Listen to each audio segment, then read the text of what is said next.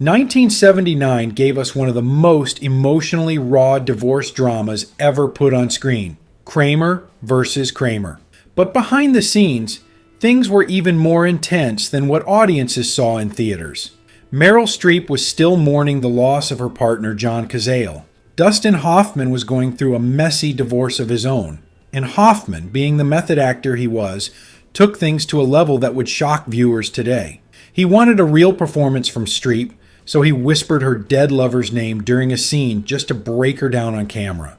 But let's not get ahead of ourselves, because the story of how this movie even came together is just as fascinating. Kramer vs. Kramer was directed by Robert Benton and based on Avery Corman's 1977 novel. It starred Dustin Hoffman as workaholic and executive Ted Kramer, and Meryl Streep as his wife Joanna, who leaves him and their 5-year-old son Billy to rediscover herself. The movie follows Ted as he stumbles through single parenthood, learning how to connect with his son, only for Joanna to return 15 months later demanding custody.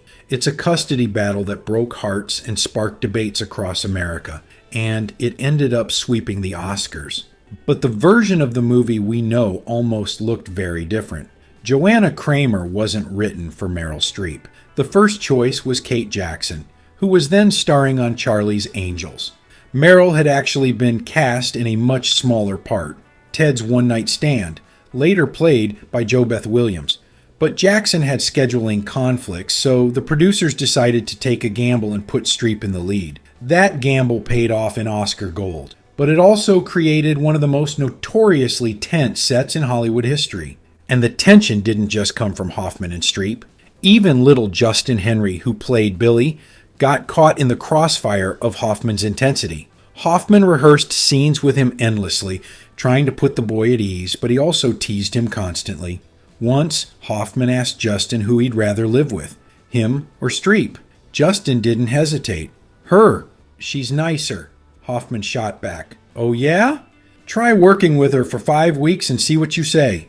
The kid didn't miss a beat, and he was the youngest actor ever nominated for an Oscar.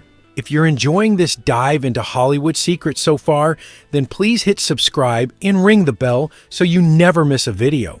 We've got plenty more untold stories from the golden age of cinema. Now, Hoffman's methods were legendary and sometimes cruel. He was in the middle of a painful divorce from his wife, Anne Byrne, and he poured all that bitterness into Ted Kramer. He yelled, he slammed things, he improvised wildly. And sometimes he shocked his co-stars to get the reaction he wanted.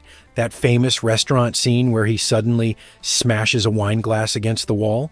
Meryl Streep didn't know it was coming. Her shocked face, the trembling in her voice, that was real. What you didn't see was that she had glass in her hair afterward and stormed off the set, screaming at Hoffman for scaring her, half to death. And then there's the slap. Yes, Hoffman slapped Streep across the face in one take without warning her. Again, it wasn't in the script. He wanted her reaction to be raw, so he hit her. Today, that would be career-ending behavior, but in 1979 it was just considered method acting. But perhaps the most shocking story is this. Meryl Streep was still grieving the death of her partner, John Cazale, who had died of cancer just a year earlier. Hoffman knew that. And during one emotional scene, he whispered Cazale's name in her ear just to break her composure. Streep later said she thought he had crossed a line, and she wasn't wrong. That's not acting. That's manipulation. And yet, the performance he pulled out of her won her the Oscar. The making of Kramer vs. Kramer was full of other little quirks, too.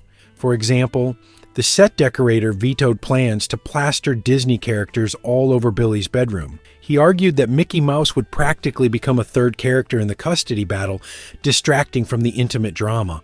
Instead, they painted clouds on the walls, simple, timeless, and symbolic of Billy's innocence. Filming locations also became iconic.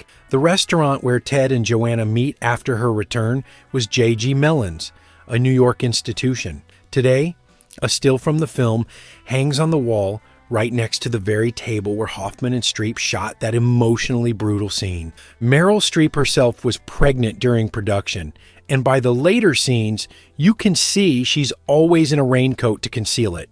And that famous last line, When Joanna asks, "How do I look?" and Ted replies, "Terrific," that wasn't scripted at all. It was just Hoffman and Streep talking off camera, and the director decided to keep it in.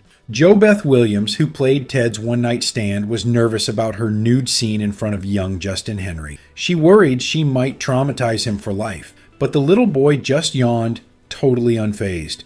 Williams realized she wasn't scarring anyone, and the scene became one of the movie's funniest moments. And here's a bit of trivia you probably didn't know. Joan Lunden, the morning show anchor, was offered that role before Williams. She was tempted but turned it down when she learned it required nudity. Can you imagine the Good Morning America host in Kramer versus Kramer? The tension between Hoffman and Streep didn't fade after the camera stopped rolling. Hoffman openly admitted later that he resented her, a newcomer, fresh from the stage, getting all this attention. Streep, meanwhile, said she thought his method went too far and bordered on cruelty. Still, whatever their feelings, the result on screen is electric. And critics noticed.